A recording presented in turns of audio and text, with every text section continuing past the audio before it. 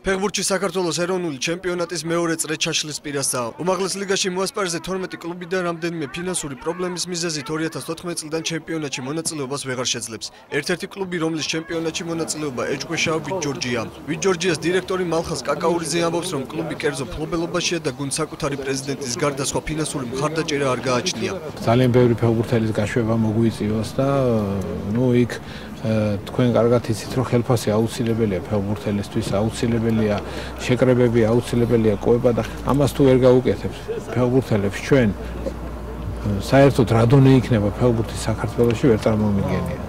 ჩემპიონატში მე-11 ადგილზე მყოფი ზუგდიდი ფინანსური პრობლემების გამო დაშლის პირას რამდენჯერმე იყო. ზუგდიდის სპორტული დირექტორის მოვალეობის შემსრულებლის რევაზ პერტაიას განცხადებით, კლუბი ამ ეტაპზე მუნიციპალიტეტისგან ფინანსდება. მაგრამ ამ ეტაპზე მათთვის უცნობია 2014 წლის ადგილობრივი ბიუჯეტი გაწვდება თუ არა გუნდის შენახვას.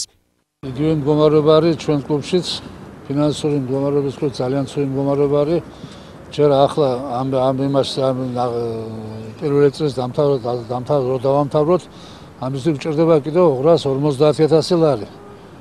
რაც ფინანსურად უკვე გადადის მეორე წელს 800.000 ლარს გვაძლევს.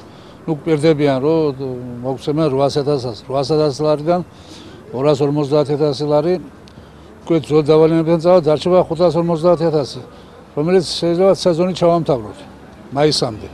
მაისის შემდეგ უკვე თითქმის ფინანსური პრობლემები შეგვექმნება ისევ. დღეისათვის გუნდი თამაშობს, საგრძნობლად გამოსწორდა მისი ესე ვთქვათ სატურნირო მდგომარეობა და ვფიქრობთ, რომ ის პრობლემები, რომელიც დაგროვილია გუნდში, მოხერხდება ამ პრობლემების სრულად დაძლევა და გუნდი შეძლებს აჩვენოს ესე ვთქვათ შედეგი შემდგომ თამაშებში.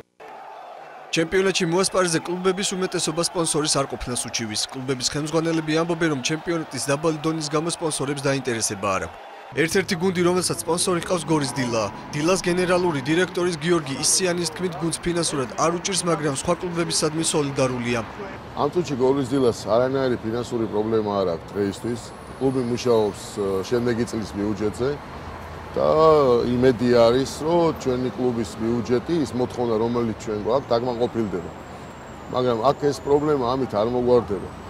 ის ერთადერთი გზა, რომელსაც უკვე კლუბების უმეტესობა ეთანხმება და ეს არის ბიუჯეტის კლუბები, ძირითადად რადგან ის პროექტი, რომელიც ერთ-ერთ გადაცემას შევთავაზდა საზოგადოებას კიდევ ერთხელ, ზუსტად გვაძლევს იმის გარანტიას, რომ 3 წლის განმავლობაში აი ამ თემაზე, როგორც თქვენ ახლა შეწუხდით და საუბრობთ, 3 წლის განმავლობაში მინიმუმ ეს პრობლემა აღარ გვექნება. სხვა სტრუქტურებიდან ქართული ფეხბურთისთვის გამოყოფილი 51 მილიონიდან 7 მილიონი ფეხბურთის ფედერაციას ეკუთვნის. ამ დროისთვის ფეხბურთის ფედერაცია კომენტარს არ აკეთებს. კლუბების მესვეურები რამდენიმე დღეში ფედერაციაში გენერალურ მდივან რეზი არველაძესთან და პრეზიდენტ ზვიად სიჭინავასთან შეხვედრას აპირებენ, სადაც მთავარი განსახილველი თემა კლუბების ფინანსური პრობლემები იქნება.